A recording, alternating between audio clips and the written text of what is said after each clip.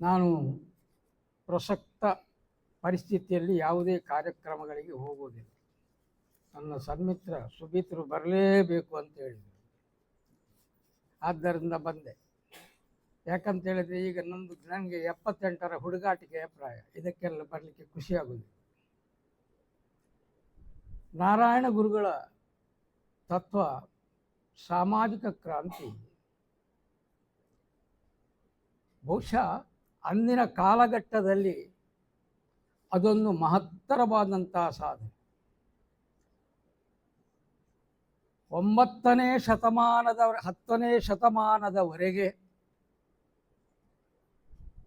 ಈ ದೇಶದಲ್ಲಿ, ಅದರಲ್ಲೂ ಕರಾವಳಿಯಲ್ಲಿ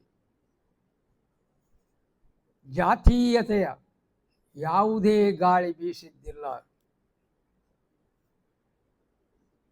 ಎಲ್ಲರೂ ಸಮಾನರಾಗಿದ್ದರು.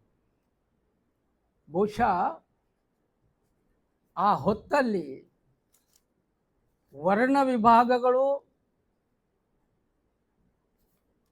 ಮೆಲ್ಲನೆ ಮೂಡಿ ಬಂದವು. ಕರಾವಳಿಯಲ್ಲಿ 9ರಿಂದ 10ನೇ ಶತಮಾನದವರೆಗೆ ಬುದ್ಧಿಸಂ ಮನುಕುಲವನ್ನು ಮಾನವೀಯತೆಯ ನೆಲೆಯಲ್ಲಿ ಮೆರೆಸುತ್ತಿತ್ತು. ಕ್ರಮೇಣ ಶಂಕರಾಚಾರ್ಯರ ಸಿದ್ಧಾಂತ ಕೇರಳವನ್ನು ಹಳಿ ತಪ್ಪಿಸಿತು. ಆದರೆ ಶಂಕರಾಚಾರ್ಯರು ಕೇರಳವನ್ನು ಹಳಿ ತಪ್ಪಿಸಿದ್ದಲ್ಲ, ಶಂಕರಾಚಾರ್ಯರ ಸಿದ್ಧಾಂತವು ಕೇರಳವನ್ನು ಹಳಿ ತಪ್ಪಿಸಿದ್ದಲ್ಲ. ಶಂಕರಾಚಾರ್ಯರ ಸಿದ್ಧಾಂತ ಏನುಂಟು ಅದನ್ನು ಅಲ್ಲಿನ ಮೇಲ್ವರ್ಗ ನಂಬೂದಿರಿಗಳು ಯಾರಿದ್ದಾರೆ ಅವರು ಅದನ್ನು ವ್ಯತಿರಿಕ್ತವಾಗಿ ಜನರ ಮೇಲೆ ಪ್ರಯೋಗಿಸಿದ್ದರಿಂದ ಮೊಟ್ಟ ಮೊದಲ ಬಾರಿಗೆ ಕೇರಳ ಮತ್ತು ಕರ್ನಾಟಕ, ತಮಿಳುನಾಡು ಪರಿಸರದಲ್ಲಿ ಜಾತೀಯತೆಯ ಪ್ರಭಾವ ಬಂತು, ಚತುರ್ವರ್ಣಗಳ ಪ್ರಭಾವ ಬಂತು. ಬ್ರಹ್ಮ, ವೈಶ್ಯ, ಕ್ಷತ್ರಿಯ, ಶೂದ್ರ. ಬಹುಶಃ ಅದಕ್ಕಿಂತ ಮೊದಲು ವೇದ ಕಾಲಗಳಲ್ಲಿ ಈ ವರ್ಗಗಳು ಇದ್ದುವೆ ಎನ್ನತಕ್ಕಂಥ ಪ್ರಶ್ನೆ ನಮ್ಮನ್ನು ಕಾಡ್ತದೆ. ನಾರಾಯಣ ಗುರುಗಳು ಅದನ್ನು ಹೇಳಿ, ಈ ಬ್ರಹ್ಮ, ವೈಶ್ಯ, ಕ್ಷತ್ರಿಯ, ಶೂದ್ರ ಎನ್ನುವುದಕ್ಕೆ ವ್ಯಾಖ್ಯಾನಕಾರರು ಶೂದ್ರ ಶಬ್ದವನ್ನು ವಿಶ್ಲೇಷಿಸ್ತಾರೆ. ಶೂಚ ಏವಂ ದ್ರವಣ ಶೂದ್ರ, ಶೂಚ ಏವಂ ದ್ರವಣ ಶೂದ್ರ ಅಂದರೆ ಕಷ್ಟಕಾಲದಲ್ಲಿ ಇರುವಾಗ ಕಷ್ಟಪಟ್ಟವನು ಕರೆಯದೆ ಅಲ್ಲಿಗೆ ಹೋಗಿ ಅವನ ಕಷ್ಟಕ್ಕೆ ಸ್ಪಂದಿಸುವವನೇ ಶೂದ್ರ. ಒಂದು ಕಡೆ ಯಕ್ಷಗಾನ ಆಗ್ತಾ ಇತ್ತು. ನನ್ನದ್ದು ಶ್ವೇತಕುಮಾರ ಚರಿತ್ರೆಯಲ್ಲಿ ಶಬರರ ಪಾರ್ಟ್. ಸಿತಕೇತನಾಗಿ ಒಬ್ಬ ದೊಡ್ಡ ಮಟ್ಟದ ಇದ್ದರು. ಅಲ್ಲಿ ಒಂದು ಹಂದಿಯನ್ನು ಹೊಡೆಯಲಿಕ್ಕುಂಟು. ಆಗ ಅವರು ಹೇಳಿದರು, ನೀನು ಎಷ್ಟಾದರೂ ಕಾಡು ಕಿರಾತ ಶೂದ್ರ, ನಿನ್ನಿಂದ ಈ ಹಂದಿಯನ್ನು ಕೊಲ್ಲಿಕ್ಕೆ ಸಾಧ್ಯ ಇಲ್ಲ, ಹಂದಿ ಸತ್ತದ್ದು ನನ್ನ ಬಾಣದಿಂದ ಅಂತ ಅವ್ರು ಹೇಳಿದ್ರು. ಅವರೊಬ್ಬರು ಪ್ರೊಫೆಸರ್. ಅಂದರೆ ಅವರು ಯಕ್ಷಗಾನದ ಕ್ಷೇತ್ರದ ಮುಖದಲ್ಲಿ ಹೇಳಿದ್ದಲ್ಲ, ನಾನೊಬ್ಬ ಬಿಲ್ಲವ ಜಾತಿಯವ, ಅವರ ಒಂದು ಮೇಲ್ವರ್ಗದವರು, ಅದಕ್ಕಾಗಿ ಹೇಳಿದ್ದು ಇಂಡೈರೆಕ್ಟ್. ಆವಾಗ ನಾನು ಹೇಳಿದೆ, ಮಹಾಪ್ರಭು ನೀವು ಹೇಳಿದ್ದು ಸರಿಯಾಗಿಯೇ ಇದೆ, ಆದರೆ ವ್ಯಾಖ್ಯಾನ ಮಾಡಿ ಸ್ವಲ್ಪ ಆಲೋಚನೆ ಮಾಡಿ. ಒಬ್ಬ ಕ್ಷತ್ರಿಯನಾಗಿ ನೀವು ಯುದ್ಧಕ್ಕೆ ಹೋಗುವಾಗ ನಿಮ್ಮ ಹೆಂಡತಿಯನ್ನು ನೋಡಿಕೊಂಡಿದ್ದದ್ದು, ನಿಮ್ಮ ಹೆಂಡತಿ ಮಕ್ಕಳನ್ನು ನೋಡಿಕೊಂಡಿದ್ದದ್ದು ನಾನೇ ಅಲ್ವಾ? ಹಾಗಾದರೆ ಏನು? ಬ್ರಹ್ಮ ಕ್ಷತ್ರಿಯ, ಬ್ರಹ್ಮ ಅಂದರೆ ಬ್ರಾಹ್ಮಣ, ಬ್ರಹ್ಮಜ್ಞಾನೇನ ಬ್ರಾಹ್ಮಣ. ಒಟ್ಟಾರೆ ಹುಟ್ಟಿದ ಕೊಳ್ಳೆ ಬ್ರಾಹ್ಮಣನಾಗುವುದಿಲ್ಲ. ಗುರುಗಳದನ್ನು ಹೇಳಿದ್ದು. ನೀನು ಬ್ರಾಹ್ಮಣ್ಯಕ್ಕೆ ಬೇಕಾದಂಥ ಅಧ್ಯಯನವನ್ನು ಮಾಡಿ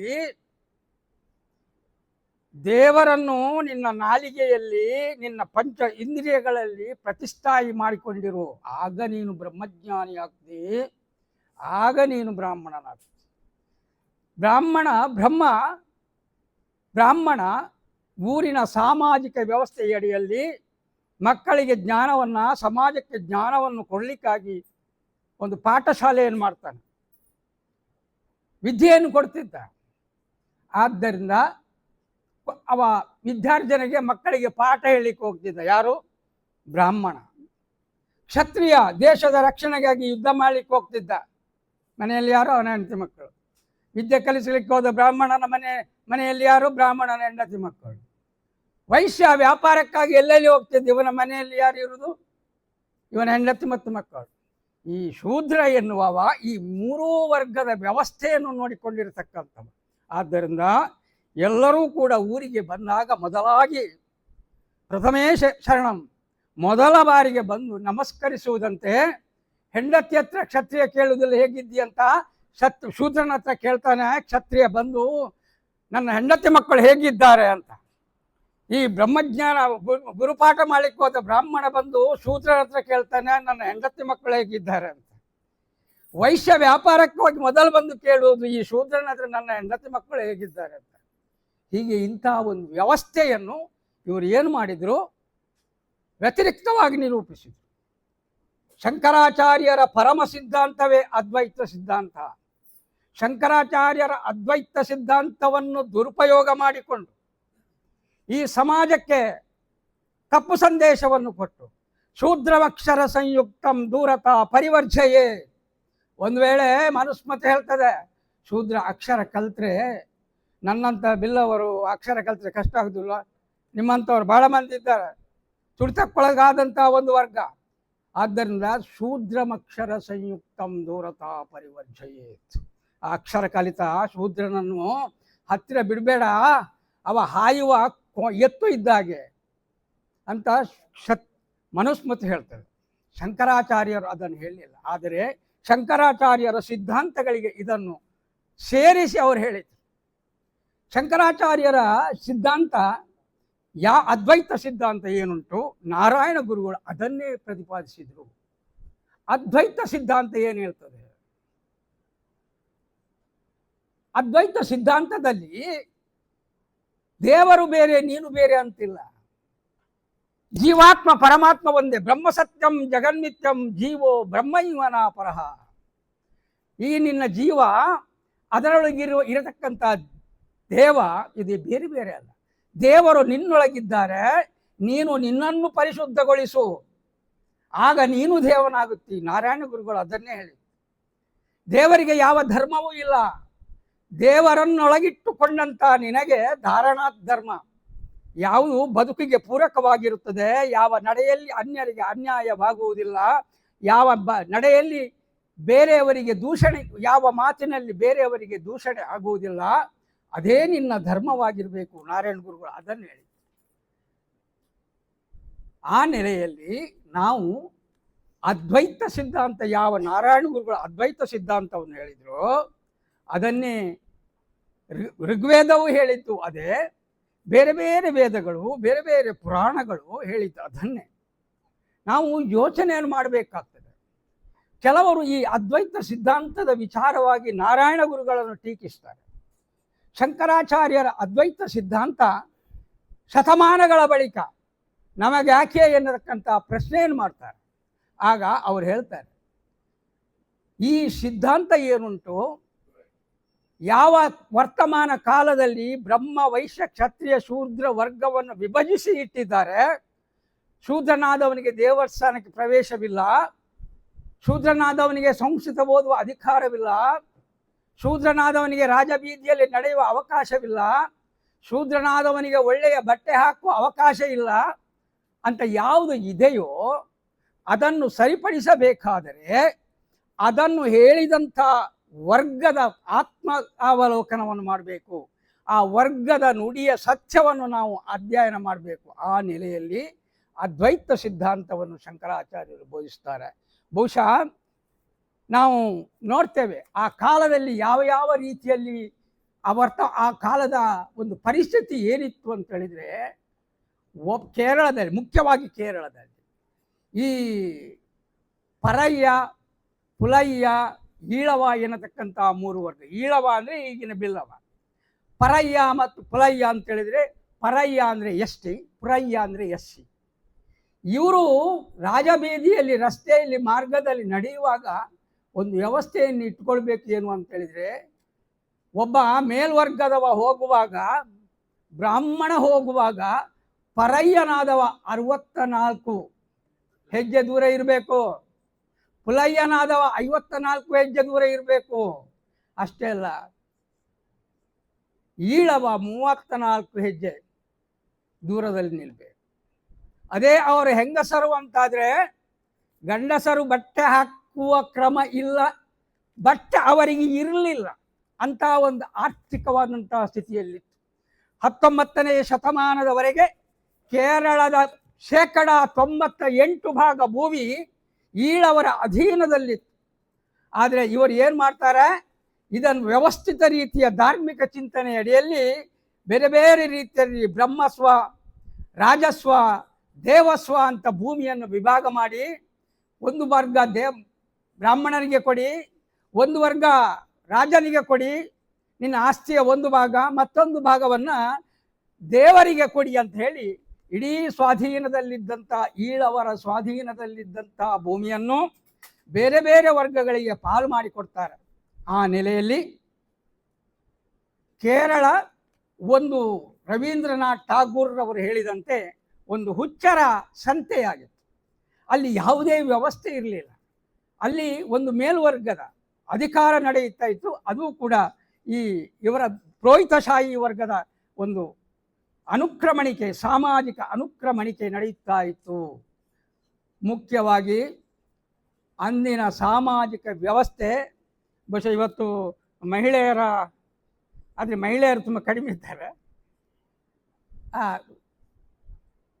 ಯಾವ ರೀತಿ ಇತ್ತು ಅಂತೇಳಿದರೆ, ಈ ಮುಂಡುಕೋಡು ಅಂದರೆ ಈ ನಾಯರ್ ಮತ್ತು ಬೇರೆ ವರ್ಗದ ಹೆಣ್ಣು ಮಕ್ಕಳು ನೋಡಲಿಕ್ಕೆ ಬಹಳ ಸುಂದರ. ಈ ಬ್ರಾಹ್ಮಣರು ಏನು ಮಾಡ್ತಾರೆ,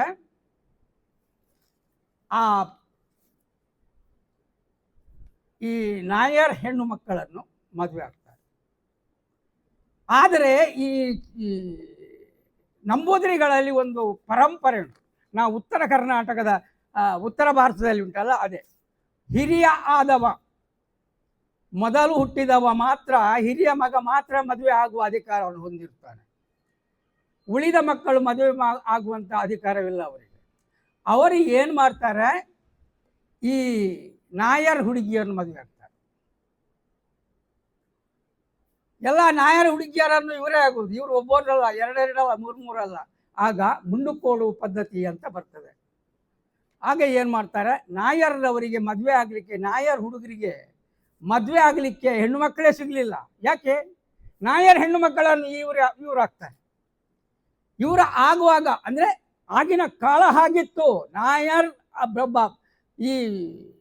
ಈ ವರ್ಗ ನಾಯರ್ ಹುಡುಗಿಯನ್ನು ಕೇಳಿದರೆ ಆ ಹುಡುಗಿಯನ್ನು ಕಡ್ಡಾಯವಾಗಿ ಕೊಡಲೇಬೇಕು. ಕೊಡುವುದಿಲ್ಲ ಅಂತ ಹೇಳಲಿಕ್ಕಿಲ್ಲ. ಆ ಹೆಣ್ಣು ಮಕ್ಕಳು ಅವನಿಗೆ ಎಷ್ಟು ಒಂದಲ್ಲ, ಒಬ್ಬೊಬ್ಬರು 4 ಆ ಹಿರಿಯ ಮಗ 3 4 5 ಮದುವೆ ಆಗುವವರೆಗೆ ಅವಕಾಶ ಇತ್ತು. 50 50 60ರ ವಯಸ್ಸಿನಲ್ಲಿಯೂ ಕೂಡ ಚಂದದ ಹುಡುಗಿ ಸಿಕ್ಕಿದರೆ ಅವಳನ್ನು ಮದುವೆ ಆಗ್ತಿದ್ದ. ಇದನ್ನು ಮುಂಡು ಕೊಡುವಂತ ಒಂದು ಅವನ ತಂದೆಗೆ ಮುಂಡು ಕೊಡುವುದು, ಮತ್ತು ಸತ್ತ ನಂತರ ಏನೋ ಸ್ವಲ್ಪ ಭೂಮಿಯನ್ನು ಕೊಡ್ತಿದ್ರು ಅಷ್ಟೇ.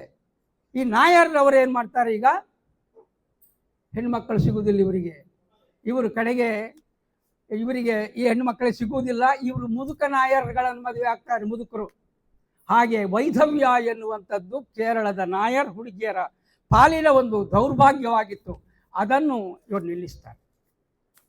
ಈ ಮುಂಡುಕೋಡು ಆ ನಂತರ ಬೇರೆ ಬೇರೆ ಸಾಮಾಜಿಕ, ಇನ್ನು ಅದನ್ನೆಲ್ಲ ನಾವು ಹೇಳಲಿಕ್ಕೆ ಇಲ್ಲಿ ಹೇಳುವುದು ಭಾಳ ಸಮಯ ತಗೊಳ್ತದೆ.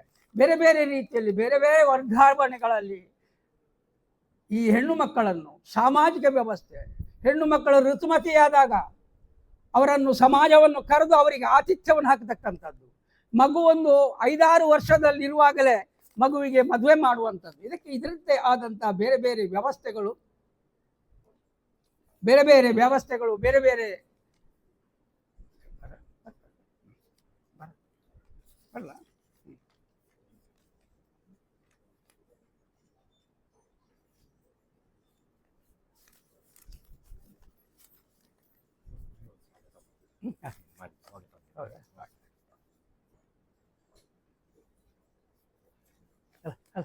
ಬನ್ನಿ ಈ ಗೋಷ್ಠಿಯ ಅಧ್ಯಕ್ಷತೆಯನ್ನು ವಹಿಸಿಕೊಳ್ಳಲಿಕ್ಕೆ ಈ ಭಾಗದ ಮಾಜಿ ಸಚಿವರು ಕಾಂಗ್ರೆಸ್ ಪಕ್ಷದ ಪ್ರಚಾರ ಸಮಿತಿ ಅಧ್ಯಕ್ಷರಾದ ಶ್ರೀ ವಿನಯ್ ಕುಮಾರ್ ಸೊಪ್ಪೆ ಅವರಿದ್ದಾರೆ. ನಿಮ್ಮೆಲ್ಲರ ಪರವಾಗಿ ಅವರಿಗೆ ಹೃತ್ಪೂರ್ವಕ ಸ್ವಾಗತ. ಹೀಗೆ ಸಮಾಜದಲ್ಲಿ ಬೇರೆ ಬೇರೆ ರೀತಿಯ ಕಟ್ಟುಪಾಡುಗಳು ರಾಕ್ಷಸಿ ಸ್ವರೂಪದಲ್ಲಿ ಈ ತುಳಿತಕ್ಕೊಳಗಾದಂಥ ವರ್ಗವನ್ನು ಕಾಡುತ್ತಿತ್ತು. ಮುಖ್ಯವಾಗಿ ತಿರುಂಡಿಕುಳಿ ಅಂದರೆ ಹೆಣ್ಣು ಪ್ರಾಯ ಪ್ರಬುದ್ಧಳಾದಾಗ ಆ ಆಚರಣೆ, ಆಗಿನ ಒಂದು ಆಚರಣೆ ಪುಳಿಕುಟ್ಟಿ ಕಾರ್ಯಕ್ರಮ ಅಂತ ಹೇಳಿದರೆ ತನ್ನ ಹೆಂಡತಿಗೆ ಗರ್ಭಿಣಿಯಾದಾಗ ಅವಳಿಗೆ ಅದು ಪುಳಿಕುಟ್ಟಿ ಅಂದರೆ ಅಲ್ಲಿದ್ದೊಂದು ಆಯುರ್ವೇದಿಕ್ ಮೆಡಿಸಿನ್, ಅದನ್ನು ಕೊಡದ ಹೆಂಡತಿಗೆ ಗಂಡ ಕೊಡತಕ್ಕಂಥ ಒಂದು ಔಷಧಿ 7ನೇ ತಿಂಗಳನ್ನೇ ನಾವೇನು ಶ್ರೀಮಂತ ಹೇಳ್ತೇವೆ ಅಂತ ಅದು. ಆದರೆ ಅಲ್ಲಿ ಅದು ಆ ರೀತಿಯಲ್ಲಿ ಅಲ್ಲ, ಮದುವೆಗಿಂತಲೂ ಬಹಳ ವಿಜೃಂಭಣೆಯ ರೀತಿಯಲ್ಲಿ ಮಾಡಬೇಕು. ಆ ಹೊತ್ತಲ್ಲಿ ಹೆರಿಗೆಯಾದಂಥ ಮಕ್ಕಳು 100ರಲ್ಲಿ 25 ಮಕ್ಕಳು ಮಾತ್ರ ಬದುಕಿ ಉಳಿಯುತ್ತಿದ್ದರು ಕೇರಳದಲ್ಲಿ. ಅಂಥ ಒಂದು ಪರಿಸ್ಥಿತಿ ಅಲ್ಲಿ. ಇದನ್ನು ನಾರಾಯಣ ಗುರುಗಳು ನಿಷೇಧಿಸ್ತಾರೆ. ಇನ್ನು ತಾಳಿಕಟ್ಟು ಕಲ್ಯಾಣ ಅಂತೇಳಿದರೆ ಹೆಣ್ಣು ಪ್ರಾಯಕ್ಕೆ ಬರುವ ಮೊದಲೇ ಅಂದರೆ 5-6 ತಿಂಗಳಿನಲ್ಲಿಯೇ ಕೆಲವರು ಮಾಡಿದ್ದುಂಟು, ಕೆಲವರು ಮಗು ತೊಟ್ಟಿಲು ಹಾಕುವಾಗಲೇ ಮಾಡಿದ್ದುಂಟು. ಯಾವನೋ ಒಬ್ಬ ಹುಡುಗನನ್ನು ತರುವುದು. ಇದು ಒಬ್ಬಳಿಗೆ ಇವ ಕರಿಮಣಿ ಕಟ್ಟುವುದಲ್ಲ. ಅಲ್ಲಿ ನೆರೆಕರೆ ಇಲ್ಲ, ಏರಿಯಾದಲ್ಲಿ ಎಷ್ಟು ಜನ ಹೆಣ್ಣು ಮಕ್ಕಳನ್ನು ಹೆತ್ತಿದ್ದಾರೆ, ಆ ಮಕ್ಕಳನ್ನೆಲ್ಲ ಸಾಲಾಗಿ ನಿಲ್ಲಿಸಿ ಅವರಿಗೆ ಒಬ್ಬ ಹುಡುಗ ಬಂದು ತಾಳಿ ಕಟ್ಟು. ನೀವೊಂದು ಯೋಚನೆ ಮಾಡಿ, ಎಂಥ ಒಂದು ಆಚಾರಗಳು ನಮ್ಮ ಸಮಾಜದಲ್ಲಿ ಇದ್ದು. ಆಗ ಇಂಥ ಒಂದು ಕಾರ್ಯಕ್ರಮಕ್ಕೆ ನಾರಾಯಣ ಗುರುಗಳನ್ನು ಕರೆಯುತ್ತಾರೆ. ನಾರಾಯಣ ಗುರುಗಳು ಆ ಕಾರ್ಯಕ್ರಮಕ್ಕೆ ಬರ್ತಾರೆ. ಆ ಕಾರ್ಯಕ್ರಮಕ್ಕೆ ಹೋಗುವಾಗ ಇವರ ಸನ್ಮಿತ್ರರೆಲ್ಲ ಹೇಳ್ತಾರೆ, ನೀವು ಹೋಗೋದು ಬೇಡ ಗುರುಗಳೇ, ಅಲ್ಲಿನ ಆಚಾರ ಭಾಳ ಕೆಟ್ಟದಾಗಿ ಉಂಟು. ಆದರೆ ನಾರಾಯಣ ಗುರುಗಳು ಹೋಗ್ತಾರೆ. ಆ ಯಾರು ಪ್ರಮುಖ ವ್ಯಕ್ತಿ ತಾಳಿಕಟ್ಟು ಕಾರ್ಯಕ್ರಮವನ್ನು ಆಯೋಜಿಸ್ತಾನೆ ಅವನನ್ನು ಕರೆದು ಹೇಳ್ತಾರೆ, ನಿನ್ನ ಈ ಕಾರ್ಯಕ್ರಮವನ್ನು ನಿಲ್ಲಿಸಬೇಕು ಅಂತ. ಸಹಜವಾಗಿಯೇ ನಾರಾಯಣ ಗುರುಗಳು ಹೇಳಿದಾಗ ಅದನ್ನು ನಿಲ್ಲಿಸ್ತಾರೆ. ಕಡೆಗೆ ಅಲ್ಲಿ ಎಷ್ಟು ಮಂದಿ, ಎಲ್ಲಿ ಒಂದು 108 ಮಂದಿ ಸೇರಿರ್ತಾರೆ. ಅವರೆಲ್ಲರಿಂದ ದೇವರ ಹೆಸರಿನಲ್ಲಿ ಅವರು ಪ್ರತಿಜ್ಞಾ ಸ್ವೀಕಾರ ಮಾಡ್ತಾರೆ. ಇನ್ನು ಮುಂದೆ ಯಾರು ನನ್ನನ್ನು ಗುರುವೆಂದು ಸ್ವೀಕರಿಸ್ತಾರೋ, ಯಾರು ಹಿಂದೂ ಧರ್ಮವೆಂದು ಪೂಜಿಸ್ತಾರೋ ಅಂಥವರು ಈ ಒಂದು ತಾಳಿಕಟ್ಟು ಕಾರ್ಯಕ್ರಮವನ್ನು ಇನ್ನು ಮುಂದೆ ಅವರ ಮನೆಯಲ್ಲಿ ಮಾಡಲಿಕ್ಕೆ ಬಾರದು ಅಂತ. ಹೀಗೆ ಆ ತಾಳಿಕಟ್ಟು ಕಾರ್ಯಕ್ರಮ ನಿಲ್ಲುತ್ತದೆ. ತಿರುಂಡಿಕುಳಿಯನ್ನು ನಿಲ್ಲಿಸ್ತಾರೆ. ಬೇರೆ ಬೇರೆ ಸಾಮಾಜಿಕ ಅನಿಷ್ಟಗಳು ಎಷ್ಟು ಇದ್ದವೋ ಅವೆಲ್ಲವನ್ನು ನಿಲ್ಲಿಸ್ತಾರೆ. ಅಷ್ಟೇ ಅಲ್ಲ, ಶೂದ್ರರಾಗಿರ್ತಕ್ಕಂಥ ಎಲ್ಲ ವರ್ಗ ಯಾವ ರೀತಿಯಲ್ಲಿ ತಾನು ಸಾಮಾಜಿಕ ವ್ಯವಸ್ಥೆ ಸಮಾಜದ ಅಡಿಯಲ್ಲಿ ನಡೆಯಬೇಕು, ಶೂದ್ರರಿಗೆ ದೇವಸ್ಥಾನದೊಳಗೆ ಹೋಗ್ಲಿಕ್ಕಿಲ್ಲ. ಆ ಸಂದರ್ಭದಲ್ಲಿ ದೇವಸ್ಥಾನಕ್ಕೆ ಹೋಗತಕ್ಕಂಥ ನಾರಾಯಣ ಗುರುಗಳು ಯೋಚನೆಯನ್ನು ಮಾಡ್ತಾರೆ. ಒಂದು ಸಾಮಾಜಿಕ ಪರಿವರ್ತನೆ ಆಗಬೇಕಾದ್ರೆ ನಾನು ಯಾರು ಸಮಾಜವನ್ನು ದಿಕ್ಕು ತಪ್ಪಿಸ್ತಾರೋ ಅವರ ವಿರುದ್ಧವಾಗಿ ನಿಂತು ನಾವು ಹೋರಾಟ ಮಾಡುವುದಲ್ಲ. ನಾವು ನೆನಪಿಟ್ಕೊಳ್ಬೇಕು, ಅವರ ವಿರುದ್ಧ ನೇರವಾಗಿ ಹೋರಾಟ ಮಾಡುವುದಲ್ಲ. ಅವರು ಯಾವುದನ್ನು ಹೇಳುತ್ತಾರೋ ಅದನ್ನು ಸಮಾಜ ಮುಖಕ್ಕೆ ತಂದು, ನಾವು ಬೆಳಿಗ್ಗಿನಿಂದ ಇದೇ ವಿಚಾರವನ್ನು ಚರ್ಚೆ ಮಾಡ್ತಾ ಇದ್ದೇವೆ, ಅವರು ಮಾಡಿದಂತಹ ತಪ್ಪನ್ನು ಸಮಾಜ ಮುಖಕ್ಕೆ ತಂದು ಸಮಾಜಕ್ಕೆ ತಿಳಿಸಿ, ಆ ತಪ್ಪು ಯಾವ ರೀತಿಯಲ್ಲಿ ಆಗಿದೆ ಎನ್ನುವುದನ್ನು ಸಮಾಜಕ್ಕೆ ತಿಳಿಸಿ, ಆ ಸಮಾಜ ಅದನ್ನು ತಿದ್ದು ಮಾಡಿ ಪ್ರತಿಯಾಗಿ ಈ ಸಮಾಜಕ್ಕೆ ಪ್ರಯೋಗಿಸುವಂಥದ್ದು. ಧರ್ಮ ಅಂದಿನ ಅಸ್ತ್ರವಾಗಿತ್ತು. ಶೂದ್ರರಿಗೆ ದೇವಸ್ಥಾನದ ಒಳಗೆ ಹೋಗ್ಲಿಕ್ಕಿಲ್ಲ, ಆ ದಾರಿಯಲ್ಲಿ ನಡೆಯಲಿಕ್ಕಿಲ್ಲ ಎಂದಾದಾಗ ನಮಗೆ ಆ ದೇವಸ್ಥಾನ ಬೇಕೇ? ಅಗತ್ಯ ಉಂಟ? ದೇವರು ಯಾರು? ಬ್ರಹ್ಮಸತ್ಯಂ ಅದ್ವೈತದಲ್ಲಿ ಹೇಳುವುದು ಅದನ್ನೇ ಅಲ್ವಾ? ಬ್ರಹ್ಮಸತ್ಯಂ ಜಗನ್ಮಿತ್ಯಂ ಜೀವೋ ಬ್ರಹ್ಮೈವನಾಪರ. ನಿನ್ನ ಆತ್ಮದಲ್ಲಿಯೇ ದೇವನಿರುವಾಗ ನೀನು ಯಾರೋ ಬೇಡವಾದವ, ನೀನು ನನ್ನ ದೇಗುಲದೊಳಗೆ ಬರಲಿಕ್ಕೆ ಬಾರ್ದು ಅಂತ ಹೇಳುವಾಗ ನಿನ್ನ ಹೃದಯ ಮಂದಿರದಲ್ಲಿ ಇರತಕ್ಕಂಥ ದೇವ ಅಲ್ಲಿಗೆ ಹೋಗುವುದಿಲ್ಲ. ಹಾಗಾದರೆ ನಿನ್ನ ಹೃದಯದಲ್ಲಿ ಇರತಕ್ಕಂಥ ದೇವನಿಗೆ ನೀನೇ ಒಂದು ಗುಡಿಯನ್ನು ಮಾಡುವಂಥ 1888ರಲ್ಲಿ ಅರವೀಪುರದಲ್ಲಿ ಒಂದು ದೇವಸ್ಥಾನವನ್ನು ನಿರ್ಮಾಣ ಮಾಡ್ತಾರೆ. ಇವರಿಗೆಲ್ಲ ಆಶ್ಚರ್ಯ ಆಗ್ತಿದ್ದಾರೆ. ದೇವಸ್ಥಾನದ ಮೂರ್ತಿ ಇಲ್ಲ, ದೇವಸ್ಥಾನಕ್ಕೆ ಗರ್ಭಗುಡಿ ಇಲ್ಲ. ಯಾವ ರೀತಿಯಲ್ಲಿ? ಇಂತಹ ಶುಭ ಮುಹೂರ್ತದಲ್ಲಿ ದೇವಸ್ಥಾನ ಪ್ರತಿಷ್ಠಾಪನೆ ಮಾಡ್ತಾರೆ. ಆ ದಿವಸ ಅರವಿ ಆ ನದಿಯಲ್ಲಿ ಮುಳುಗಿ ಮಣ್ಣಿನ ನದಿಯ ತಳದಿಂದ ಒಂದು ಕಲ್ಲನ್ನು ತಂದು ಸ್ಥಾಪಿಸ್ತಾರೆ. ಅದನ್ನೇ ನಾವು ಇವತ್ತು ಬಹುಶಃ ಹೆಚ್ಚಿನ ಕಡೆಗಳಲ್ಲಿ ರೂಪ ಇಲ್ಲದಂತಹ ಶಿವಲಿಂಗಗಳನ್ನು ಉದ್ಭವಲಿಂಗ ಅಂತ ಹೇಳ್ತೇವೆ ನಾವು. ಆದರೆ ಎಲ್ಲ ರೂಪ ಇಲ್ಲದ ಶಿವಲಿಂಗಗಳು ಉದ್ಭವ ಅಲ್ಲ. ನಮ್ಮ ಪಣಂಬೂರಿನಾಚೆ ಕಳೆದ ಸಲ ಒಂದು 20 ವರ್ಷದ ಹಿಂದೆ ದೊಡ್ಡ ಬ್ರಹ್ಮ ಕಲಶ ಆಯಿತು. ಅದರ ವರದಿಯನ್ನು ಮಾಡಲಿಕ್ಕೆ ನಾನು ಹೋಗಿದ್ದೆ ಮುಂಗಾರು ಪತ್ರಿಕೆಯಲ್ಲಿರುವಾಗ. ಆ ಬ್ರಹ್ಮ ಕಲಶ ಆಗಲಿಕ್ಕೆಲ್ಲ ರೆಡಿಯಾಗಿ ಅದನ್ನು ಗರ್ಭಗುಡಿಯನ್ನು ಸ್ವಲ್ಪ ಆಗಿದ್ದು ಅದಕ್ಕೆಲ್ಲ ಕ್ರಮ ಉಂಟು, ವಿಧಿ ಉಂಟು. ಆಗಿವಾಗ ಅಡ್ಡ ಬಿತ್ತು, ಯಾರು ಶಿವಲಿಂಗ ಅಡ್ಡ ಬಿತ್ತು. ಅದೇ ಹೊತ್ತಲ್ಲಿ ನಮ್ಮ ಊರಿನಲ್ಲಿಯೂ ಕೂಡ ಬ್ರಹ್ಮ ಕಲಶ ನಡೀತಾ ಇತ್ತು. ನಮ್ಮದು ಉದ್ಭವ ಲಿಂಗ ಅಂತ ಯಾರು ಕೆಲವರೆಲ್ಲ ನಮಗೆ ಟೀಕೆ ಮಾಡ್ತಿದ್ರು. ಆವಾಗ ನಮ್ಮ ಭಟ್ರು ಅವರು ಸ್ವಲ್ಪ ಕ್ರಾಂತಿಕಾರಿ ಭಟ್ರು, ಒಂದು 2.5 ಅಡಿ ಆಗಿದ್ದಿದೆ. ಮತ್ತು ರಾತ್ರಿ ಹೋಗಿ ನಾವು ಒಂದು ಬುಡಕ್ಕೆ ಸರಳ ಹಾಕಿ ಹೊಡಿಲಿಕ್ಕೆ ಶುರು ಮಾಡಿದ್ವಿ. ಅಗೆದ ಅಂಚಿನಲ್ಲಿ ಸರಳ ಹಾಕಿ ಸುತ್ತೆಯಿಂದ ಹೊಡೆದು ಸ್ವಲ್ಪ ಕೆಳಗೆ ಹೋಗುವಾಗ ಕಲ್ಲು ತಾಗ್ತದೆ. ಅಂದರೆ ಯಾರು ಪ್ರತಿಷ್ಠಾಪನೆಯೂ ಅಲ್ಲ. ನಾರಾಯಣ ಗುರುಗಳು ಇದನ್ನೇ ಹೇಳಿದ್ದು, ಯಾರು ಯಾವ ದೇವರನ್ನೂ ನೀವು ಪ್ರತಿಷ್ಠಾಪನೆ ಮಾಡಬೇಕಾಗಿಲ್ಲ. ದೈವತ್ವ ಎನ್ನುವಂಥದ್ದು ನೀವು ಬೆಂಕಿಯ ಕಡ್ಡಿಯನ್ನು ಕೀರಿ ಒಂದೇ ಕಡೆಗೆ ಎಸೆದಾಗ ಅಲ್ಲಿ ಒಂದು ದೊಡ್ಡ ಅಗ್ನಿ ಹೇಳ್ತದೆ, ಅದೇ ದೈವತ್ವ. ಅದು ಪ್ರತ್ಯೇಕವಲ್ಲ. ಒಂದು ಮೈಲುಕಲ್ಲು ಅಥವಾ ಯಾವುದೇ ಒಂದು ಬಂಡೆಗೆ ನೀವು ಆತ್ಮಸಾಕ್ಷಿಯಾಗಿ ಅಲ್ಲಿ ದೇವರಿದ್ದಾನೆ ಅಂತ ದಿನಾ ಒಂದು 100 ಮಂದಿ ಬೆಳಿಗ್ಗೆ ಎದ್ದುಕೊಂಡು ಬಂದು ಅಲ್ಲಿ ಹೂ ಹಾಕೋದು. ಎಲ್ಲ ಲೈನ್ ಕಟ್ಟಿ ಬರ್ತಾರೆ, ಅಲ್ಲಿ ಹೂ ಹಾಕ್ತಾರೆ. ಅವರಿಗೆಲ್ಲ ಎಣಿಸಿದ್ದು ಆಗಿದೆಯೋ ಇಲ್ವೋ ಅದು ಬೇರೆ ಪ್ರಶ್ನೆ, ಆಗಿದೆ ಅಂತ ಹೇಳ್ತಾರೆ ಅವರು. ಆದ್ದರಿಂದ ಅರವೀಪುರದಲ್ಲಿ ಈಳವರಿಗಾಗಿಯೇ ಅಲ್ಲ, ಸಮಸ್ತ ಶೂದ್ರರಿಗಾಗಿ ಅಲ್ಲಿ ದೇವಸ್ಥಾನವನ್ನು ನಿರ್ಮಾಣ ಮಾಡ್ತಾರೆ. ಆದರೆ ಒಂದು ವರ್ಗ, ಈಳವರಲ್ಲಿಯೇ ಒಂದು ವರ್ಗ ನಾರಾಯಣ ಗುರುಗಳ ವಿರುದ್ಧ ನಿಲ್ತಾರೆ. ಇದು ಇವತ್ತೂ ಉಂಟು, ನಿನ್ನೆಯೂ ಇತ್ತು, ಮೊನ್ನೆಯೂ ಇತ್ತು, ನಾಳೆಯೂ ಇರ್ತದೆ. ಇದಕ್ಕೆ ನಾವು ಭಯಪಡ್ತಕ್ಕಂಥ ಅಗತ್ಯವಿಲ್ಲ. ಒಂದು ವರ್ಗ ಸದಾಕಾಲ ಟೀಕೆಯನ್ನೇ ಮಾಡಿಕೊಂಡಿರ್ತದೆ. ಈ ಸಮಾಜವನ್ನು ನಾವು ಸರಿದಾರಿಗೆ ತರಬೇಕಾದ್ರೆ ಅವರಿಗೆ ಆ ಬಗ್ಗೆ ಜ್ಞಾನ ಉಂಟಾಗಬೇಕು. ವರ್ತಮಾನದ ಸ್ಥಿತಿಯಲ್ಲಿ ಅದೇ ಆಗುವಂಥದ್ದು. ಯಾವುದು ಏನು ನಾವು ರಾಜಕೀಯ ಮಾತಾಡೋದಿಲ್ಲ, ಆದರೆ ವರ್ತಮಾನದ ಸ್ಥಿತಿ ಏನು, ಇದು ನಾನು ಒಬ್ಬ ಗ್ರಾಮೀಣ ಪ್ರದೇಶದವನಾಗಿದ್ದುಕೊಂಡು ನಾನು ಆವಾಗ ಯಾರ ಹತ್ರ ನಾನು ಹೇಳಿದೆ, ವರ್ತಮಾನದಲ್ಲಿ ನೀವು ಗ್ರಾಮೀಣ ಪ್ರದೇಶಕ್ಕೆ ಹೋಗಿ ಒಬ್ಬ ಬಡವನನ್ನು ಕೇಳಿದರೆ ಅವ ಹೇಳ್ತಾನೆ, ಅಂದು ಮಕ್ಕಳು ಸಮಯಜ್ಜರು, ಮಕ್ಕಳೇನು ತೆಪ್ಪುಡಿಗೆ ಮಕ್ಕಳು ಸಮಯಜ್ಜರು. ಸುಮಾರು ಆ ತುಳಿತಕ್ಕೊಳಗಾದಂಥ ವರ್ಗ ಅಥವಾ ಗ್ರಾಮೀಣ ಪ್ರದೇಶದ ಬಡವರ್ಗದ 60% ಜನ, BJPಗೆ ಮತ ಹಾಕಿದ 60% ಜನ ಪರಿವರ್ತನೆಯಾಗಿದ್ದಾರೆ, ಸತ್ಯ ದರ್ಶನ ಮಾಡಿಸಿಕೊಂಡಿದ್ದಾರೆ. ಆದರೆ ದುರದೃಷ್ಟ ಎನ್ನುವಂತೆ so called high class people, so called highly educated, ಅವರ ಸಂಖ್ಯೆ ಮೋದಿಯನ್ನು ಹೊಗಳುವುದು ಹೆಚ್ಚಾಗಿದೆ. ಅಯ್ಯೋ ಮೋದಿ ದೇವರು ಅಂತ ಹೇಳ್ತಾರೆ, ಆರ್ಥಿಕತೆಯನ್ನು ಹೊಸತು ಮಾಡಿದ್ದಾರೆ, ಇನ್ನು ಗೊತ್ತಿಲ್ಲ ಹಾಗೆ ಹೀಗೆ ಅಂತ ಹೇಳ್ತಾ ಇದ್ದಾರೆ. ಇಂಥ ಒಂದು ಪರಿಸ್ಥಿತಿ ಅವತ್ತು ಇತ್ತು, ಈಗಲೂ ಕೂಡ ಇತ್ತು. ಅದೇನೇ ಇರಲಿ, ನಾರಾಯಣ ಗುರುಗಳ ಈ ಒಂದು ಪರಿವರ್ತನೆ, ಸಾಮಾಜಿಕ ಪರಿವರ್ತನೆ ಇವತ್ತು ವರ್ತಮಾನದ ಪರಿಸ್ಥಿತಿಯಲ್ಲಿ ಅವರಿಗೆ ಮುಖ್ಯವಾಗಿ ಇದ್ದದ್ದು,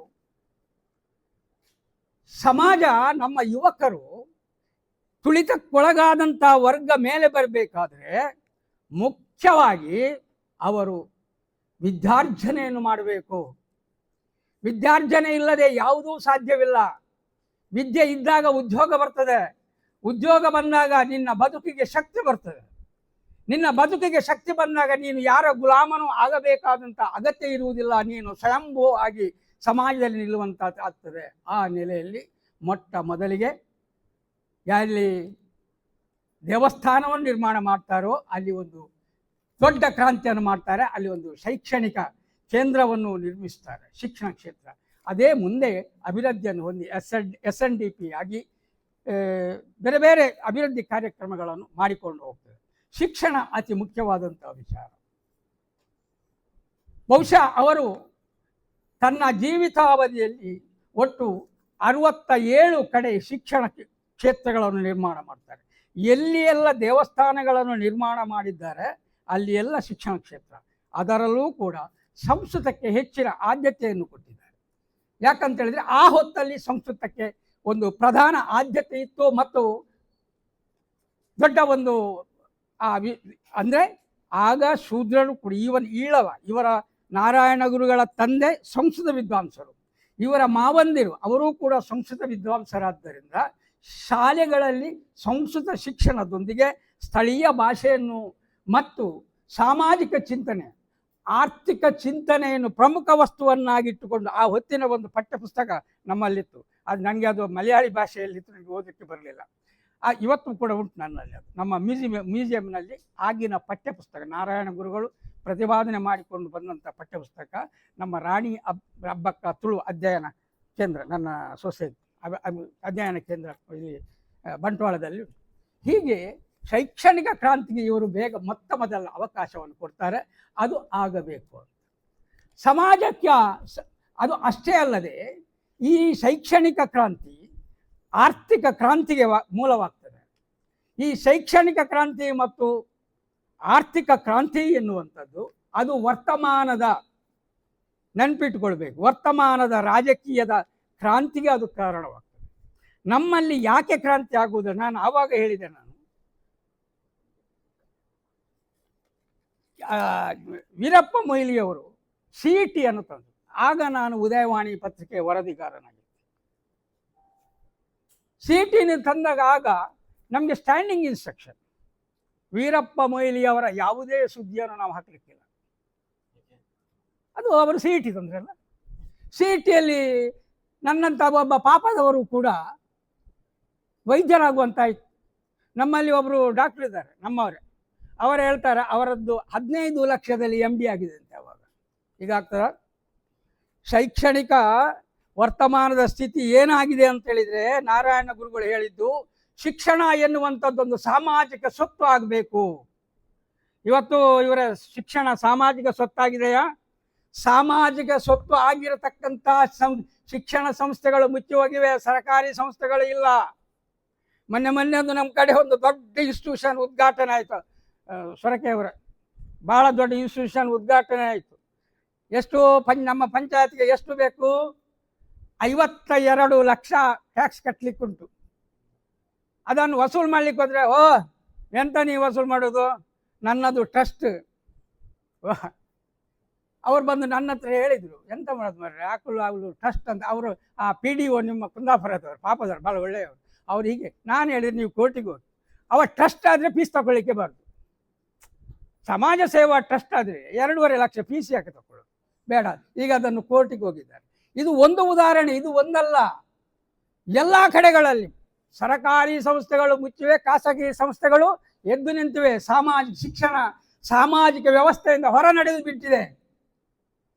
ಇಂಥ ಒಂದು ಜಾಗೃತಿ ಮನೋಭಾವ ನಮ್ಮಲ್ಲಿ ಬರಬೇಕಾದ್ರೆ ನಾವು ನಾರಾಯಣ ಗುರುಗಳ ಬದುಕನ್ನು ಅಧ್ಯಯನ ಮಾಡಬೇಕಾಗ್ತದೆ. ಇನ್ನು ಈ ಅಧ್ಯಯನ ಇವತ್ತಿನ ಸಮಾಜ ಎಲ್ಲಿ ನಿಂತಿದೆ ಅಂತೇಳಿದರೆ, ಇನ್ನೂ ಕೂಡ ಧಾರ್ಮಿಕ ತಳಹದಿಯ ಮೇಲೆ ನಿಂತಿದೆ, ಧರ್ಮದ ತಳಹದಿಯ ಮೇಲೆ ನಿಂತಿದೆ. ಆ ಧರ್ಮದ ತಳಹದಿಯ ಮೇಲೆ ನಿಂತದ್ದನ್ನು ಕೆಲವರು ಟೀಕಿಸ್ತಾರೆ. ಆದರೆ ಹೆಚ್ಚಿನ ಕ್ರಾಂತಿಕಾರರು ಈ ಧರ್ಮ ಅದನ್ನು ಬದಿಗಿಟ್ಟು ಕ್ರಾಂತಿಗೆ ಹೋಗಿದ್ದಾರೆ.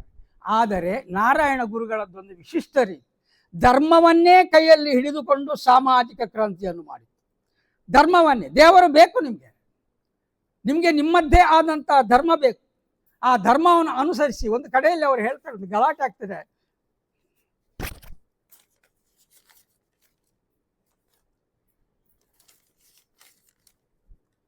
ಇಲ್ಲಿ ಇವರಿಂದಲೇ ಕಲಿತಂಥ SNDPಯಲ್ಲಿ ಕಲಿತಂತಹ ಒಬ್ಬ ದೊಡ್ಡ ವಿದ್ವಾಂಸ ಈತ ಕೇರಳದಲ್ಲಿ ಮೊದಲಿಗೆ BA ಮಾಡಿದ ಒಬ್ಬ ಈಳವ ಹುಡುಗ. ಅವ SNDPಯಲ್ಲಿ ಇರ್ತಾನೆ, SNDPಯ ಸೆಕ್ರೆಟರಿಯಾಗಿ ಮೊದಲು ಮತ್ತು ಕೆಲಸ ಮಾಡ್ತಾನೆ. ಅವ ದೊಡ್ಡ ವಿದ್ವಾಂಸ.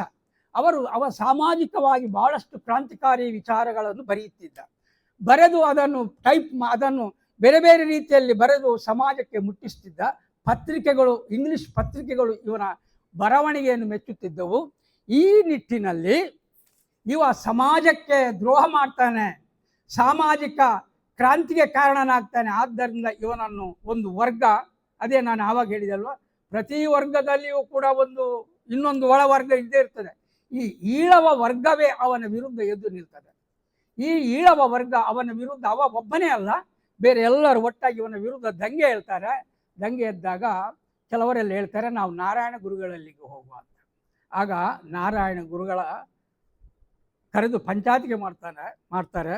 ಆ ನಾರಾಯಣ ಗುರುಗಳ ಆ ಹೇಳಿಕೆಯನ್ನು ಆಂಗ್ಲ ಪತ್ರಿಕೆಗಳು ಮುಖಪಟದಲ್ಲಿ ಪ್ರಕಟಿಸುತ್ತವೆ. ಆ ಮಾತು ಹೀಗಿದೆ: ಯಾವುದೇ ಉಡುಗೆ ತೊಡುಗೆಗಳು, ಯಾಕಂತೇಳಿದರೆ ಶೂದ್ರ ಆ ಹೊತ್ತಲ್ಲಿ ಒಳ್ಳೆಯ ಬಟ್ಟೆ ಧರಿಸಲಿಕ್ಕಿಲ್ಲ, ಇವ ಒಳ್ಳೆಯ ಬಟ್ಟೆ ಧರಿಸ್ತಿದ್ದ. ಇವನ ಹೆಂಡತಿಯನ್ನು ಸೀರೆ ಉಡಿಸಿಕೊಂಡು ರವಕ್ಕೆ ಹಾಕಿಸಿಕೊಂಡು ಅಲ್ಲಿನ ತಿರುವಾಂಕೂರು ಅರಸನಲ್ಲಿಗೆ ಹೋಗಲಿಕ್ಕೆ ಹೋಗ್ತಾನೆ. ಆಗ ಅವನನ್ನು ದಾರಿಯಲ್ಲಿ ತಡೆದು ನಿಲ್ಲಿಸಿದವರು ಬೇರೆ ಯಾರು ಅಲ್ಲ, ಇದೇ ಈಳವ ವರ್ಗ ನಿಲ್ಲಿಸ್ತಾರೆ. ಅದು ಮುಂದೆ ಕ್ಷೋಭೆಗೆ ಕಾರಣ ಆಗ್ತದೆ. ನಾರಾಯಣ ಗುರುಗಳಲ್ಲಿಗೆ ಬರ್ತಾರೆ. ಆವಾಗ ನಾರಾಯಣ ಗುರುಗಳು ಹೇಳ್ತಾರೆ, ಯಾವುದೇ ಉಡುಗೆ ತೊಡುಗೆಗಳು, ಭಾಷೆಗಳು, ಆಚಾರಗಳು, ಸಂಪ್ರದಾಯಗಳು, ಜಾತಿ ಅಥವಾ ಧರ್ಮ ಯಾವುದೇ ವ್ಯಕ್ತಿಯದ್ದಾಗಿರಲಿ, ಅವರೆಲ್ಲರೂ ಮನುಷ್ಯರೇ. ಆದ್ದರಿಂದ ಅವರೆಲ್ಲರೂ ಸಹಪಂಕ್ತಿ ಭೋಜನ ಮಾಡುವುದಾಗಲಿ, ಒಳ್ಳೆಯ ಬಟ್ಟೆಯನ್ನು ಉಡುವುದಾಗಲಿ, ಅವರವರೊಳಗೆ ಮದುವೆಯ ಸಂಬಂಧವನ್ನು, ಅಂತರ್ಜಾತೀಯ ಮದುವೆಯ ಸಂಬಂಧಗಳನ್ನು ಇರಿಸಿಕೊಳ್ಳುವುದಾಗಲಿ, ಒಂದೇ ಪಂಕ್ತಿಯಲ್ಲಿ ಊಟ ಮಾಡುವುದನ್ನಾಗಲಿ ಯಾವುದನ್ನಾಗಲಿ ವಿರೋಧಿಸಲು ಸಾಧ್ಯವಿಲ್ಲ. ಆ ನೆಲೆಯಲ್ಲಿ ಇವತ್ತಿನಿಂದ ಇಂಥ ಒಂದು ನಿಷಿದ್ಧತೆಯನ್ನು SNDP ತೆಗೆದು ಹಾಕಿದೆ ಅಂತ ಅವರು ಹೇಳ್ತಾರೆ. ಇದು ಒಂದು ದೊಡ್ಡ ಕ್ರಾಂತಿಗೆ ಕಾರಣ ಆಗ್ತದೆ. ಇದು ಆಂಗ್ಲ ಪತ್ರಿಕೆಗಳಲ್ಲಿಯೂ ಕೂಡ ಬರ್ತದೆ. ಇಂಥ ಒಂದು ಕ್ರಾಂತಿ ಇನ್ನು ಬೇರೆ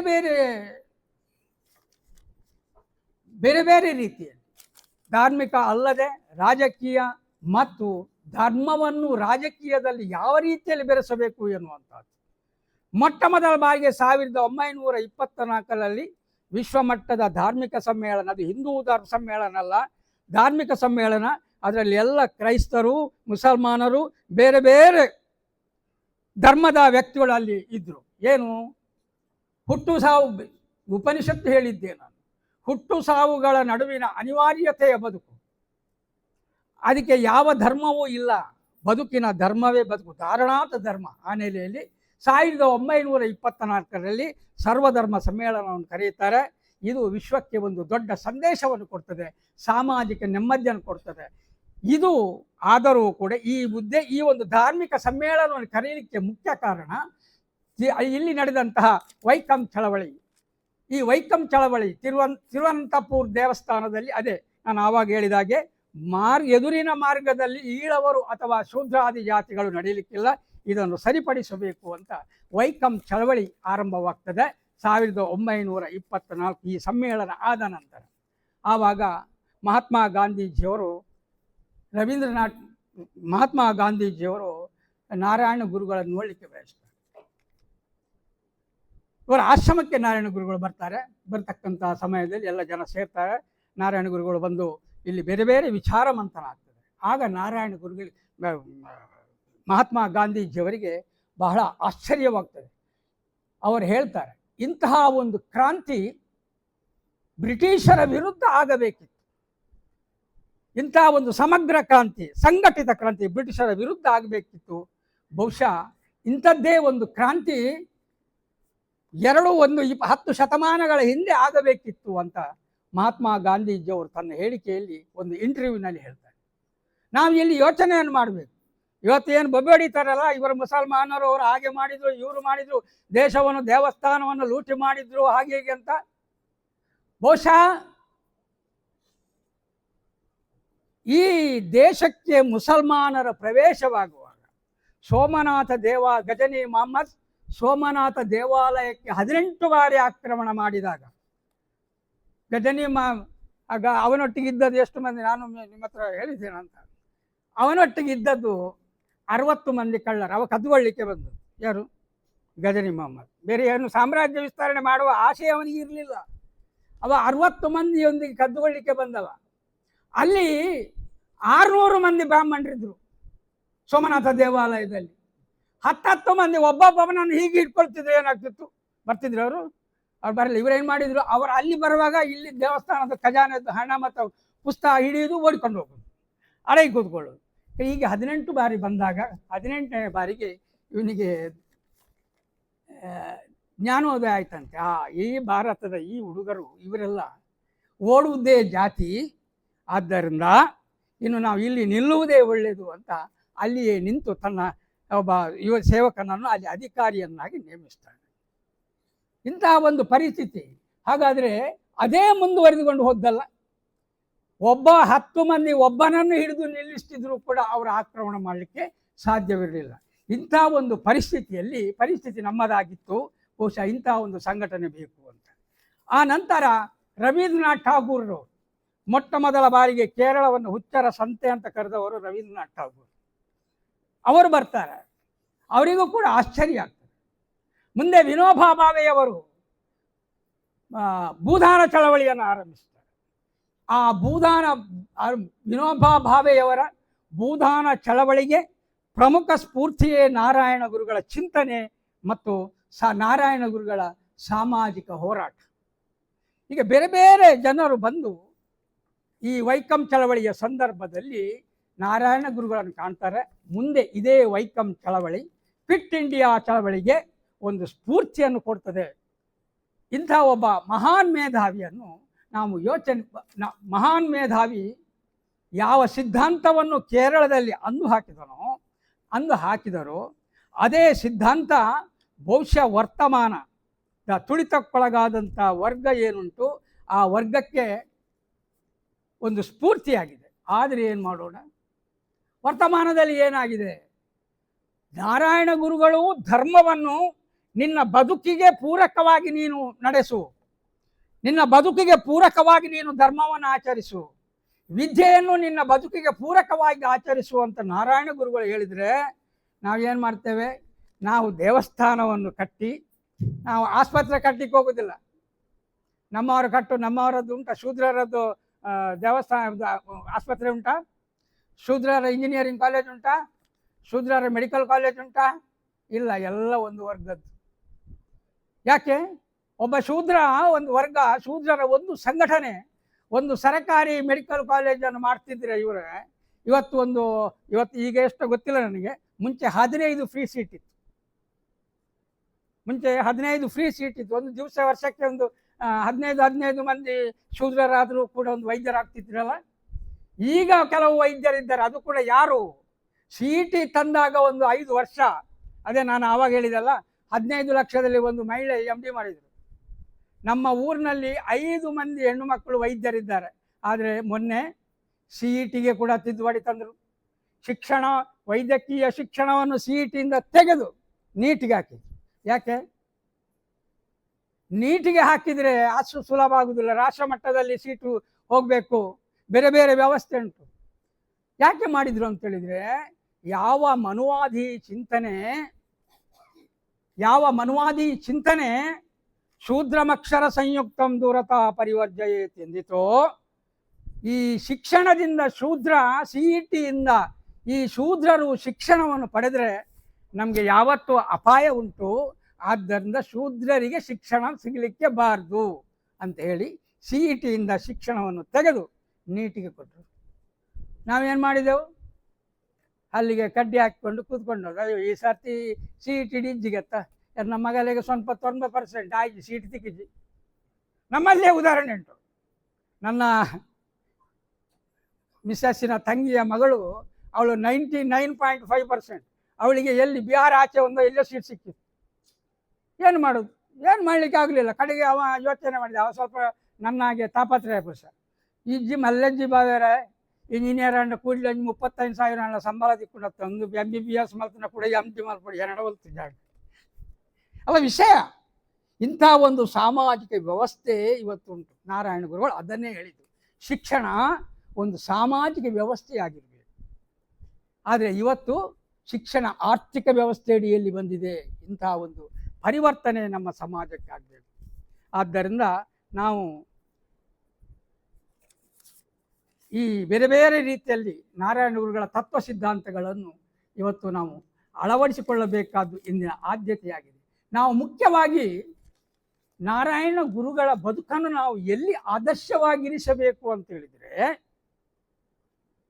ಔದ್ಯೋಗಿಕ, ಶೈಕ್ಷಣಿಕ, ಸಾಮಾಜಿಕ ಈ 3 ಚಿಂತನೆ ಅಡಿಯಲ್ಲಿ ನಾವು ನಾರಾಯಣ ಗುರುಗಳ ತತ್ವ ಸಿದ್ಧಾಂತವನ್ನು ನಾವು ಅಳವಡಿಸಿಕೊಳ್ಬೇಕು. ಶಿಕ್ಷಣ ಬೇಕು ನಮಗೆ. ಶಿಕ್ಷಣದಿಂದ ಸಾಮಾಜಿಕ ವ್ಯವಸ್ಥೆ ಸರಿಯಾಗ್ತದೆ. ಸಾಮಾಜಿಕ ಮತ್ತು ಶಿಕ್ಷಣ ವ್ಯವಸ್ಥೆಗಳು ಒಂದಾದಾಗ ನಮಗೆ ಆರ್ಥಿಕ ವ್ಯವಸ್ಥೆಯನ್ನು ಕ್ರೋಢೀಕರಣ ಮಾಡಲಿಕ್ಕಾಗ್ತದೆ. ಅದಕ್ಕೆ ಅದರದ್ದೇ ಆದಂಥ ದಾರಿ ಉಂಟು. ಹಿಂದುಳಿದ ವರ್ಗ, ಈ ಶೂದ್ರ ವರ್ಗ ಸೋತತ್ತು ಅದರಿಂದ ಎನ್ನುವಂಥ ಸತ್ಯ ನಾರಾಯಣ ಗುರುಗಳಿಗೆ ಅರ್ಥ. ಆದ್ದರಿಂದ ಅವರು ಶಿಕ್ಷಣಕ್ಕೆ ಹೆಚ್ಚಿನ ಮಹತ್ವವನ್ನು ಕೊಡ್ತಾರೆ. ಎಲ್ಲೆಲ್ಲ ದೇವಸ್ಥಾನಗಳನ್ನು ನಿರ್ಮಾಣ ಮಾಡಿದರೋ ಅಲ್ಲೆಲ್ಲ ಅವರು ಈ ದೇವಸ್ಥಾನವನ್ನು ಅಲ್ಲೆಲ್ಲ ಅವರು ದೇವಸ್ಥಾನಗಳನ್ನು ನಿರ್ಮಾಣ ಮಾಡಿದ್ದಲ್ಲೆಲ್ಲ ಕಡೆಗಳಲ್ಲಿಯೂ ಕೂಡ ಶಿಕ್ಷಣ ಸಂಸ್ಥೆಗಳನ್ನು ಮಾಡಿದ್ದಾರೆ. ಆ ನೆಲೆಯಲ್ಲಿ ನಾರಾಯಣ ಗುರುಗಳು ಪ್ರಾತಸ್ಮರಣೀಯರು. ಯಾವ ವರ್ತಮಾನದ ಪರಿಸ್ಥಿತಿಯಲ್ಲಿ ಯಾವ ಸಿದ್ಧಾಂತ ನಮ್ಮ ಬದುಕಿಗೆ ಪೂರಕವಾಗಿರಬೇಕಿತ್ತೋ ಅಂತಹ ಸಿದ್ಧಾಂತವನ್ನು ಬಹುಶಃ 19ನೇ ಶತಮಾನದಲ್ಲಿ ಕೇರಳದಂತಹ ಒಂದು ರಾಜ್ಯದಲ್ಲಿ, ಏನು ರವೀಂದ್ರನಾಥ್ ಠಾಗೂರ್ರವರು ಹುಚ್ಚರ ಸಂತೆ ಅಂತ ಕರೆದ್ರು, ಅಂತಹ ಒಂದು ರಾಜ್ಯದಲ್ಲಿ ಪಸರಿಸಿ ಶಿಕ್ಷಣ ಕ್ರಾಂತಿಯನ್ನು ಪಸರಿಸಿ, ಸಾಮಾಜಿಕ ಕ್ರಾಂತಿಯನ್ನು ಪಸರಿಸಿ ಹೊಸ ಚಿಂತನೆಗೆ ಒಂದು ಅಡಿಪಾಯ ಹಾಕಿದರು. ಆ ಚಿಂತನೆಯ ಗಾಳಿ ಬಹುಶಃ ನಮ್ಮ ಈ ಕರ್ನಾಟಕಕ್ಕೂ ಕೂಡ ಬಂತು. ಅದನ್ನೇ ನಾವು ಇವತ್ತು ಯೋಚನೆ ಮಾಡಬೇಕಾದ್ದು. ಈಶಾವಾಸ್ಯಮಿದಂ ಸರ್ವಂ ಯತ್ಕಿಂಚ ಜಗತ್ಯಾಂ ಜಗತ್ ತೇನ ತ್ಯಕ್ತೇನ ಭುಂಜೀತಮಾಗ್ರಧ ಕಸ್ಯ ಶ್ರೀಧರಂ. ಅಂದರೆ ಯಾರು ದೇವರನ್ನು ನೀನು ಗುಡಿಗೆ ಹೋಗಿ ನೋಡುವ ಅಗತ್ಯವಿಲ್ಲ. ನಿನ್ನ ಮನಸ್ಸಿನ ಒಳಗೆ ಆ ದೇವರಿದ್ದಾರೆ. ಆ ದೇವರನ್ನು ನಂಬಿ ನೀನು ನಿನ್ನ ಬದುಕನ್ನು ಸಾಗಿಸುವಂತ. ಇದು ನಾರಾಯಣ ಗುರುಗಳ ಸಿದ್ಧಾಂತ. ಇವತ್ತು ನಾವು ಏನು ಮಾಡ್ತೇವೆ, ದೇವರನ್ನು ನಮ್ಮ ಒಳಗೆ ಕಾಣ್ತೇವ. ಮಗುವಿಗೆ ಆಸ್ಪತ್ರೆಗೆ ಅಡ್ಮಿಟ್ ಮಾಡಲಿಕ್ಕೆ ಹಣ ಇಲ್ಲ. ದನಿಕಲ ಒಂಜಿಯನ್ನು ಬಾಲಿನ ಆಸ್ಪತ್ರೆಗೆ ಸೇರಿಸೋಡು ಒಂಚೂರು ಒಂಜಿ 10,000 ಕೊಡಲಿ ಓಡಂಗೆ ಎಂಗ್ಲ ದೇವಸ್ಥಾನ ಬ್ರಹ್ಮಗಾಲ ಸಾಹಿತ್ಯ 1.5 ಲಕ್ಷ ಬರೀತೀರಿ. ನನಗೆ 1.5 ಲಕ್ಷ ದೇವಸ್ಥಾನಕ್ಕೆ ನಾವು ಕೊಡ್ತೇವೆ. ಈಶಾವಾಸ್ಯಮಿದಂ ಮಾತಾ ದೇವರು ಕೊಡಿಗಡಲು ಎಲ್ಲ ಕಡೆಗಳಲ್ಲಿಯೂ ದೇವರಿದ್ದಾರೆ. ನಾವು ಅದನ್ನು ಯೋಚನೆ ಮಾಡುವುದಿಲ್ಲ. ವಾಸ್ತವದಲ್ಲಿ ದೇವರೆಲ್ಲಿದ್ದಾನೆ? ಈ ಮಗುವಿನ ಅಂತರಾತ್ಮದ ಈ ಮಗುವಿನ ಗಾಯದೊಳಗೆ, ಈ ಮಗುವಿನ ಕಾಯಿಲೆಯೊಳಗೆ ದೇವರಿದ್ದಾನೆ. ಆ ಹಣವುಳ್ಳವ ಆ ಅಳುವ ಮಗುವಿನ ಅಳುವನ್ನು ಕಂಡು ಅಳುತ್ತಿರುವ ಮಗುವಿನ ತಂದೆಗೆ ಆರ್ಥಿಕ ಸಹಾಯವನ್ನು ಮಾಡಿದರೆ ಅದು ದೇವತಾ ಪ್ರಸಾದವಾಗ್ತದೆ. ಅದು ಬೇಕು ನಮಗೆ. ಅದನ್ನು ಮಾಡುವುದಿಲ್ಲ ನಾವು. ಇವತ್ತಿನ ಪರಿಸ್ಥಿತಿ ಆ ಹಂತಕ್ಕೆ ತಲುಪಿದೆ. ಆದ್ದರಿಂದ ನಾವು ಆರ್ಥಿಕತೆ ಮತ್ತು ಶೈಕ್ಷಣಿಕತೆ ಮತ್ತು ಸಾಮಾಜಿಕತೆ ಈ 3ನ್ನು ನಮ್ಮ ಶಕ್ತಿಶಾಲಿ ಅಸ್ತ್ರವಾಗಿ ನಾವು ಬಳಸಿಕೊಳ್ಬೇಕು. ಅದನ್ನು ಉಪಯೋಗಿಸಿಕೊಳ್ಬೇಕು. ನಾವು ನಮ್ಮ ಅಸ್ತಿತ್ವವನ್ನು ನಾವು ಉಳಿಸಿಕೊಳ್ಬೇಕು. ನಮ್ಮ ಬದುಕಿನ ನಿಜವಾದ ದಾರಿ ಇರುವುದು ಎಲ್ಲ ಅದು ಉಪನಿಷತ್ತಾಗಲಿ ನಾವು ನೋಡ್ತಾ ಬಂದಿದ್ದೇವೆ. ಪರಿವರ್ತನೆಗಳು ಆಗುತ್ತಾ ಇದೆ. ವೇದಗಳು ಏನನ್ನು ಬರೆದವು? ವೇದಗಳು ಯಾವುದೇ ಕಾರಣಕ್ಕೂ ಕೂಡ ಜಾತೀಯತೆ ಸಮಾಜ ವರ್ಗವನ್ನು ಕೊಳ್ಳಿಲ್ಲ. ಶತಮಾನಗಳ ಬಳಿಕ ವೇದವನ್ನೇ ತಿರುಚಲಾದಾಗ, ವೇದವನ್ನೇ ತಿರುಚುತ್ತಾರೆ. ಇಲ್ಲದ ಧರ್ಮವನ್ನು, ಇಲ್ಲದ ಅನರ್ಥವನ್ನು ನಮಗೆ ಉಪದೇಶಕ್ಕೆ ಶುರು ಮಾಡಿದಾಗ ಅಲ್ಲಿ ಉಪನಿಷತ್ತುಗಳು ಹುಟ್ಟಿಕೊಳ್ತವೆ. ಉಪನಿಷತ್ತುಗಳು ಅಂತೇಳಿದರೆ ಯಾವುದು? ಇವತ್ತು ಕೇಂದ್ರ ಸರ್ಕಾರ ಏನು ಮಾಡಿದ್ರು? ಮೊನ್ನೆ ಮಹಿಳಾ ಮೀಸಲಾತಿ ಬಂತು. ಕಾಂಗ್ರೆಸ್ನವರು ಅದನ್ನು ವಿರೋಧಿಸಿ, ನಾನು ರಾಜಕೀಯ ಮಾತಾಡೋದಿಲ್ಲ, ಕಾಂಗ್ರೆಸ್ಸಿನವರು ಅದನ್ನು ವಿರೋಧಿಸಿದ್ರು, ಆಗಲಿಲ್ಲ. 2023ರಲ್ಲಿ ಪಾಸಾದಂಥ ಇದನ್ನು 2026ರಲ್ಲಿ ಮತ್ತೊಮ್ಮೆ ಇಡ್ತಾರೆ ಅಂತೇಳಿದರೆ ಭಾಳ ತಪ್ಪಲ್ವ? ನಾನು ಮನೆಯಲ್ಲಿ ಕೂತ್ಕೊಂಡು ಹೇಳೋದು ನನ್ನ ಹೆಂಡತಿ ಹತ್ರ ಇದೆ, ಭಾರಿ ಗಲಾಟೆ ಈ ಸರ್ತಿ, ಹೆಂಗೆ ಕೊಂಚೂರು ಪಾತ್ರೆ ಪೋಡು ಅಂತ ಹೇಳಿದ್ದೀನಿ ನನ್ನ ಹೆಂಡತಿ ಹತ್ರ. ಅಂದರೆ ದೊಡ್ಡ ಪ್ರತಿಭಟನೆ ಆಗ್ತದೆ ಅಂತ ನಾನು ಹೇಳಿ ಹೀಗೆ ನೋಡ್ತೇನೆ. ಯಾರು ಈ ಸುದ್ದಿ ಇಲ್ಲ. ಒಂದು ಕೆಲವು ನಾಯಕರು ಒಂದು ಹೇಳಿಕೆಯನ್ನು ಕೊಟ್ಟರಲ್ಲದೆ, ಬೀದಿಯಲ್ಲಿ ಬೀಳುವ ಪುರುಷನೇ, ಬೀದಿಯಲ್ಲಿ ಬೀಳುವ ಕಾರ್ಯಕರ್ತನೇ ಈ ಸಮಾಜದಲ್ಲಿ ಇಲ್ಲ. ಅದೇ BJPಯ ಹೆಣ್ಣುಮಕ್ಕಳು ಸ್ಟೇಟ್ಮೆಂಟ್ ಕೊಡ್ತಾರೆ ಫೇಸ್ಬುಕ್ನಲ್ಲಿ, ಎಲ್ಲದರಲ್ಲಿ ನೋಡ್ತಾನೆ, ಹೇಗೆ ಮೋದಿ ಹಾಗೆ ಹೀಗೆ ಶ್ರೀ ದ್ವೇಷಿಗಳು ಕಾಂಗ್ರೆಸ್ನವರು ಅಂತ. ನಮ್ಮ ಹೆಣ್ಮಕ್ಳು ಸುದ್ದಿಯೇ ಮಾತಾಡಲಿಲ್ಲ. ಬಹುಶಃ ಅವರಿಗೆ ಹೆದರಿಕೆ ಆಗ್ತಕ್ಕಂಥ. ಅಂದರೆ ಇಂತಹ ಕ್ರಾಂತಿಗಳು ಇದನ್ನು ವಿರೋಧಿಸ್ತಕ್ಕಂಥ ಕೆಲಸ ಉಪನಿಷತ್ತು ವೇದಕ್ಕೆ ತಿದ್ದುಪಡಿಯನ್ನು ತಂದಾಗ, ವೇದವನ್ನು ತಪ್ಪು ದಾರಿಯಲ್ಲಿ ನಿಮ್ಮ ಕಿವಿಗೆ ಹಾಕಿದಾಗ ಉಪನಿಷತ್ತುಗಳು ಉದ್ಭವಗೊಂಡವು.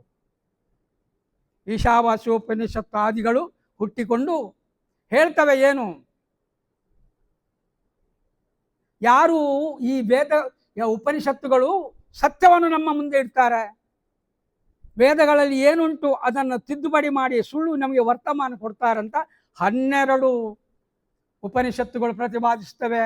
ಈ 12 ಉಪನಿಷತ್ತುಗಳಲ್ಲಿ ಸಾಧಾರಣ 7 ರಿಂದ 8 ಉಪನಿಷತ್ತುಗಳು ಇವರೇ ಶೂದ್ರರು ಬರೆದದ್ದು, ಮೇಲ್ವರ್ಗದವರು ಬರೆದದ್ದು ಯಾವುದಿಲ್ಲ. ಈ ಉಪನಿಷತ್ತುಗಳು ಪುನಃ ಈ ಮುಂದೆ ಉಪನಿಷತ್ತುಗಳು ದಾರಿಯನ್ನು ತಪ್ಪಿದಾಗ ಪುರಾಣಗಳು ಸೃಷ್ಟಿಯಾದವು. ಈ ಪುರಾಣಗಳು ಕೂಡ ದಾರಿ ತಪ್ಪಿದಾಗ ರಾಮಾಯಣ ಹುಟ್ಟಿಕೊಂಡಿತು. ರಾಮಾಯಣ ಬರೆದದ್ದು ಯಾರು?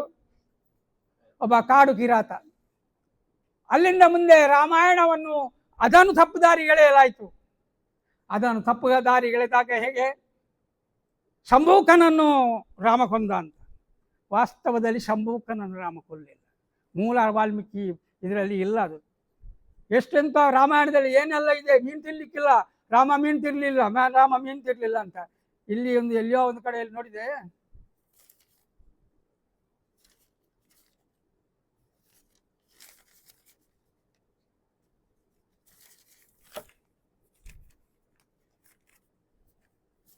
ಯಾರೂ ಕೂಡ ರಾಮ ಮೀನು ತಿರ್ಲಿಲ್ಲ, ಕೃಷ್ಣ ಮೀನು ತಿಂತಿರ್ಲಿಲ್ಲ, ಮಾಂಸ ತಿಂತಿರ್ಲಿಲ್ಲ ಎಲ್ಲ ಹೇಳ್ತಾರಲ್ಲ.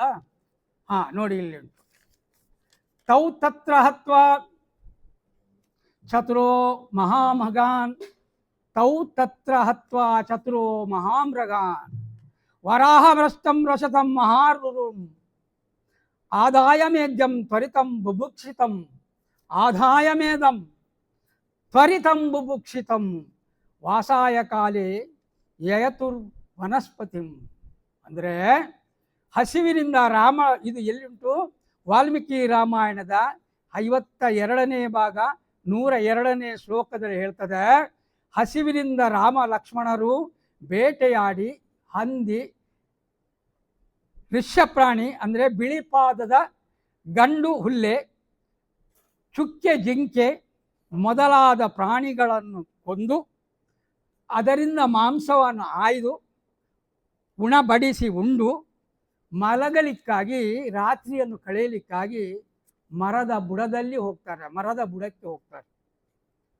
ಇದು ವಾಲ್ಮೀಕಿ ರಾಮಾಯಣ. ಇಂಥ ಬೇರೆ ಬೇರೆ ಚಿಂತನೆ ತಪ್ಪುದಾರಿ.